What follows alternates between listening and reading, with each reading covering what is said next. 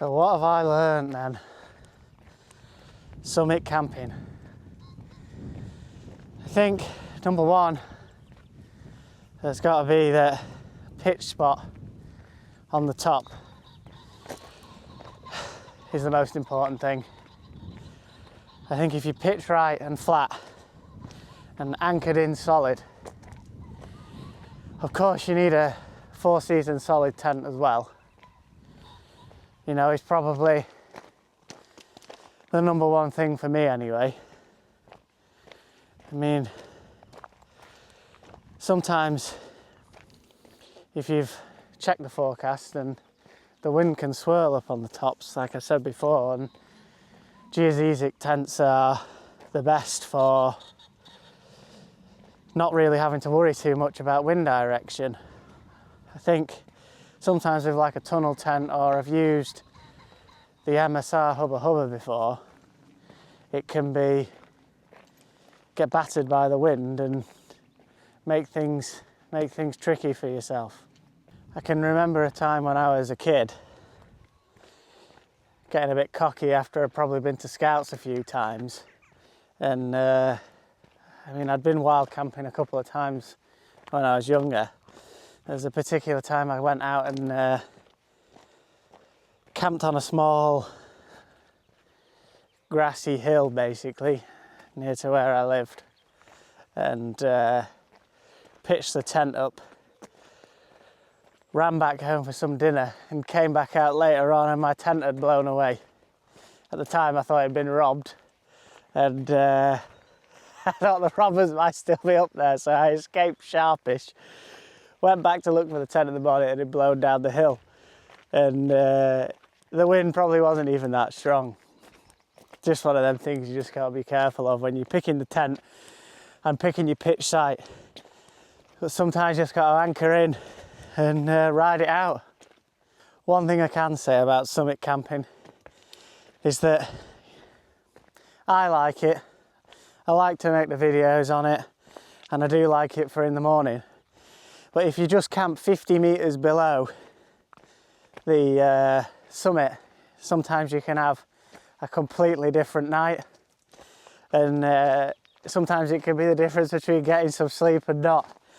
I think the second thing for me is certainly when you're hiking up some of these bigger fells like Helvellyn and Scarf Fell, or just some that maybe take an hour or two to get to the top and you're carrying a big pack, chances are you are going to get quite hot and quite sweaty, and as soon as you get up there, if the wind's blowing a bit, you're going to get cold. So trying to stay sweat free is really, really important. You might think, oh, I'll stay warm while I'm putting the tent up, but in my case, it's not true, and I get particularly cold in my hands. So I always have a pair of mittens on, especially when the weather's going to get decently cold, I mean around 0 or below, just to make sure I keep that feeling in my hands. As well, just having little, you know, heated, what are they called them? You know, I mean, heated bags, hand warmers. Having a pair of hand warmers on hand is good. And just making sure they're accessible in your pack, really, really key. As well, down jackets or synthetic jacket, just whack that on before you put your tent up. It's usually what I do. It could take a lot longer in the cold and in the wind when you're putting your tent up. And then thirdly, and probably finally, I guess this has turned into a bit more of a tips video than what I've learned, but I guess it is what I've learned doing it, and that is a pitch that looks great on camera, and sometimes I find this when I'm editing the videos, can look great and comfortable, but actually isn't.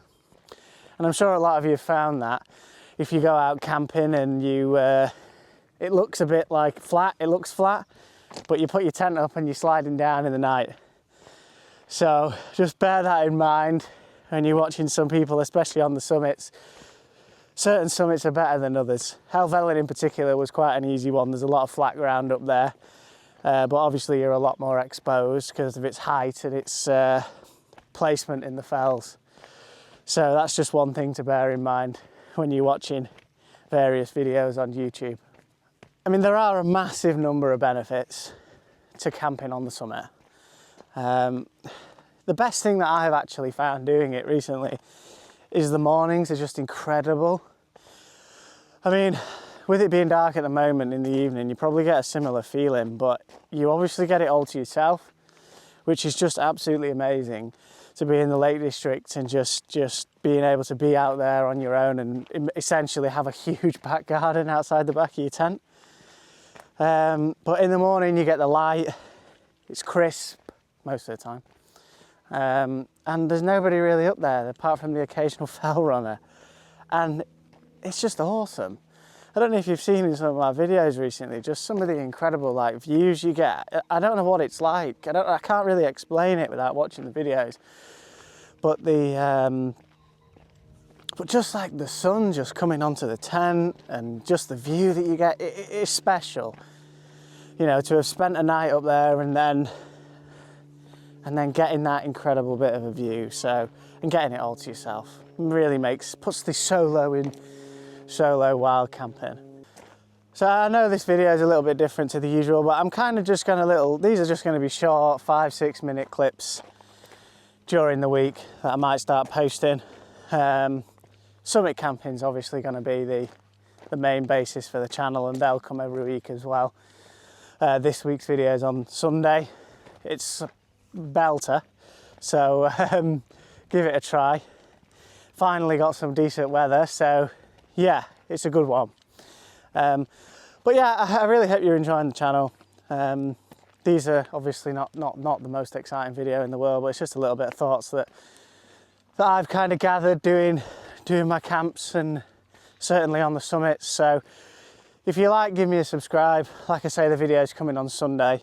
Like this video if you liked it, and just give me any comments. You know, if you guys have been out in the Lake District or got any experiences of camping in the UK in particular, then yeah, comment below. I mean, I'm trying to work out some of the summits to do at the moment. I mean, there's a huge choice, but if there's anything in particular that people want me to try out soon, I mean, we're getting closer into spring rather than winter now, so yeah, hopefully we'll get a little bit more dry weather and a little bit more daylight would be ideal. So yeah, drop any suggestions below, and yeah, have a good one.